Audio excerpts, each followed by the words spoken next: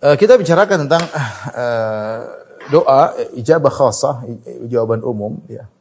Bahwasanya Allah Subhanahu wa taala akan menjawab hamba-hambanya yang bertakwa kepada Allah yang memenuhi persyaratan doa. Persyaratan doa sebagaimana pernah saya sampaikan dalam kajian judulnya sebab-sebab dikabulkannya doa oleh Allah Subhanahu wa taala.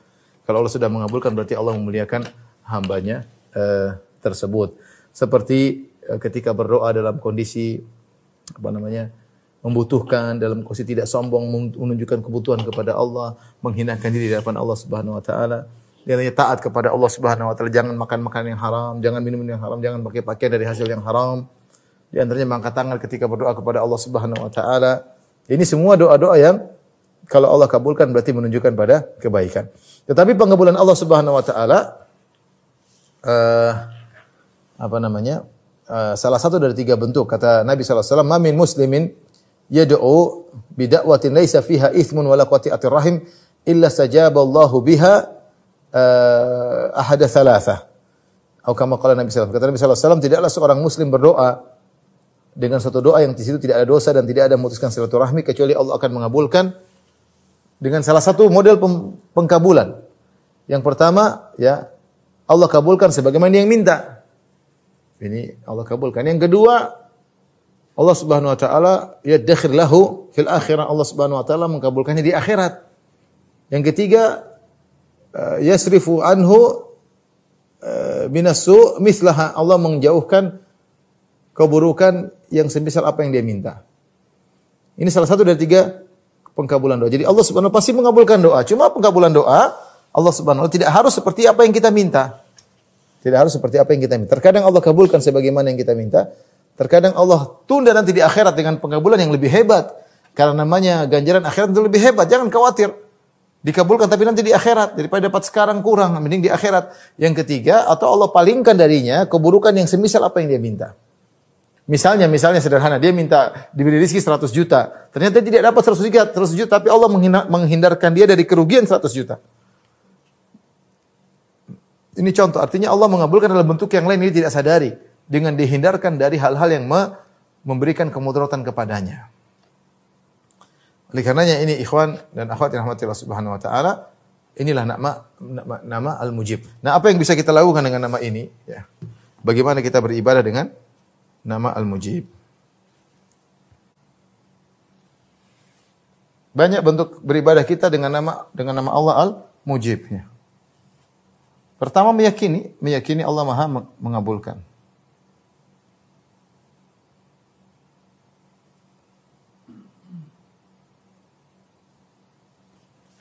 Jangankan orang beriman,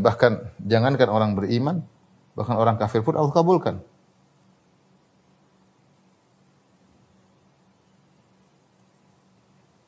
Bahkan orang kafir pun Allah kabulkan.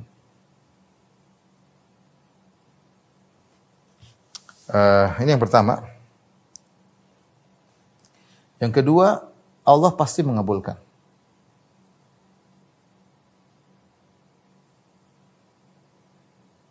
Tapi dengan satu dari tiga cara. Tiga cara tersebut kita sebutkan tadi. Yang pertama adalah dikabulkan sesuai permintaan, permohonan di dunia. Yang kedua dikabulkan di akhirat. Ini lebih hebat tentunya. Tentu ini lebih hebat. Ini lebih hebat. Yang ketiga, dipalingkan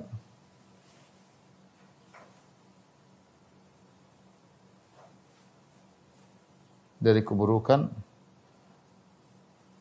yang semisal apa yang diminta, yang selevel, ya bahasa kita selevel dengan apa yang dia minta.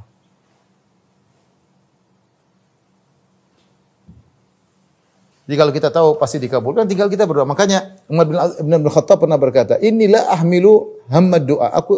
Inilah ahmilu hammal ijab. Aku ini tidak mikir-mikir tentang dikabulkan. Wa innama ahmilu hammad doa.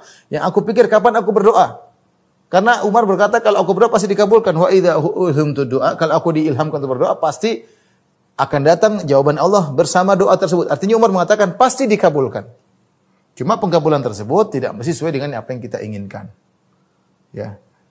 Waktunya kapan terserah Allah Subhanahu wa taala, ya.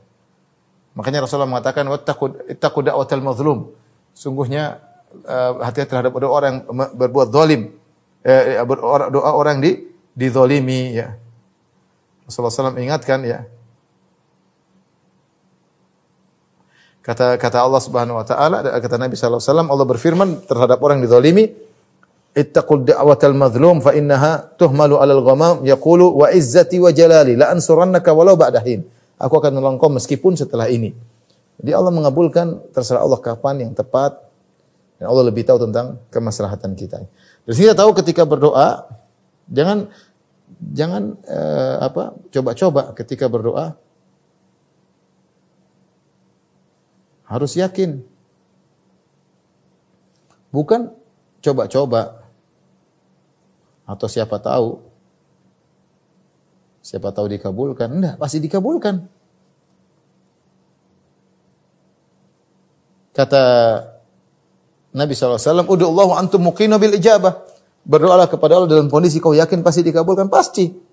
Nah kita tinggal banyak doa aja dengan banyak. Makanya ketika Rasulullah SAW mengatakan doa kalian pasti dikabulkan dengan salah satu dari 3 cara. Maka para sahabat berkata, "Idzan nuksir ya Rasulullah." Kalau gitu kita banyak doa ya Rasul. Kata Rasulullah, "Allahu aktsar." Enggak ada masalah. Apa usahanya bagi Allah untuk mengabulkan doa kalian? Apa usahanya bagi Allah untuk mengabulkan doa kalian, ya.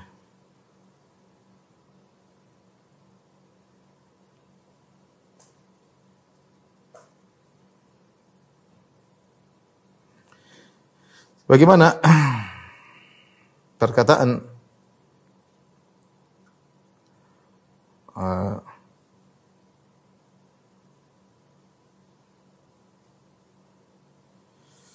seorang penyair bahwasanya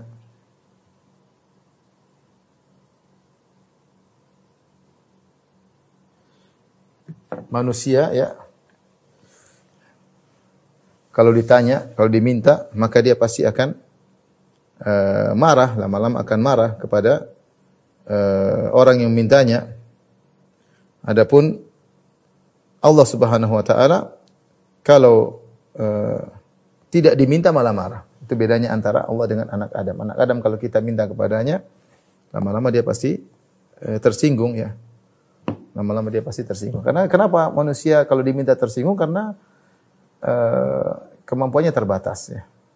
Asetnya terbatas, mau sekaya apapun asetnya terbatas. Dan dia merasa dapat aset tersebut dengan susah payah. Kalau diambil diminta terus dia pasti marah. Meskipun orang terkaya di dunia, ya. Dimintain terus dia, padahal sisanya masih banyak. Kita ambil 1% aja dia pasti marah. Tapi kalau Allah Subhanahu Wa Taala, ya, justru senang kalau dimintai. Ya.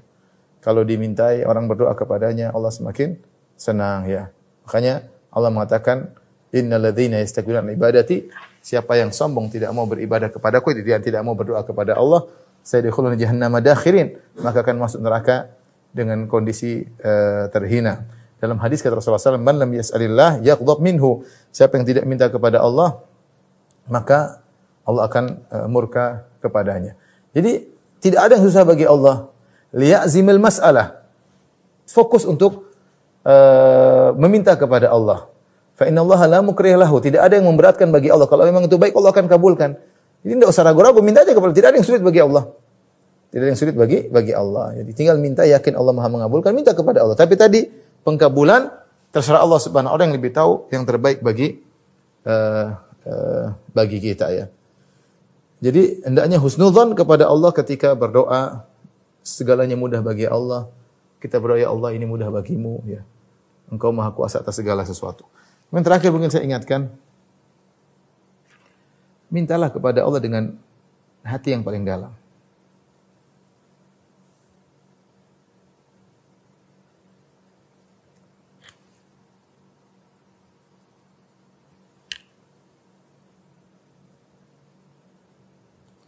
Dengan bahasa yang mudah, kalau tidak menghafal doa Nabi, dengan bahasa yang mudah. Kita kalau bisa menghafal doa-doa yang diajarkan oleh Nabi sallallahu alaihi wasallam terbaik. Karena doa-doa Nabi sallallahu alaihi wasallam maknanya sangat padat.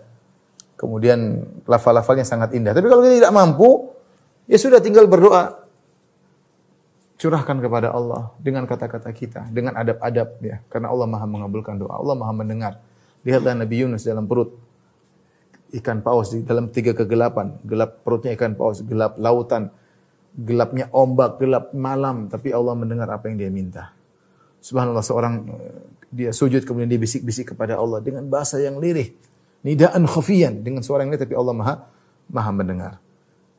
Allah tidak tuntut engkau untuk kata-kata saja ketika berbicara dengan Allah. Sebagaimana kalau kita mau nulis permintaan kepada raja atau kepada paduka atau kepada menteri atau kepada atasan dengan kata-kata dengan macam-macam, rubah lagi.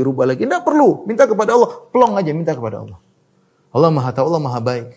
Kalau kita minta sama ibu kita, ini loh gitu kita ngerengek-ngerengek sama ibu, Allah maka mama kasih.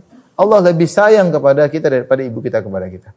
Udah, tinggal sujud atau angkat tangan, nangis, minta kepada Allah, curahkan isi hati, Allah tahu. Ya. Allah tahu. Ya.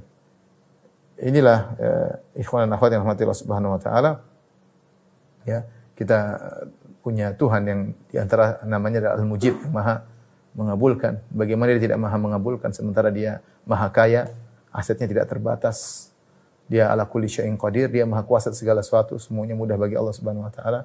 Dia Ar-Rahim, sangat sayang kepada hamba-hambanya, sangat sayang kepada kita. Dia Al-Hakim, dia yang paling tahu yang terbaik paling bijak, yang paling tahu apa yang terbaik bagi kita.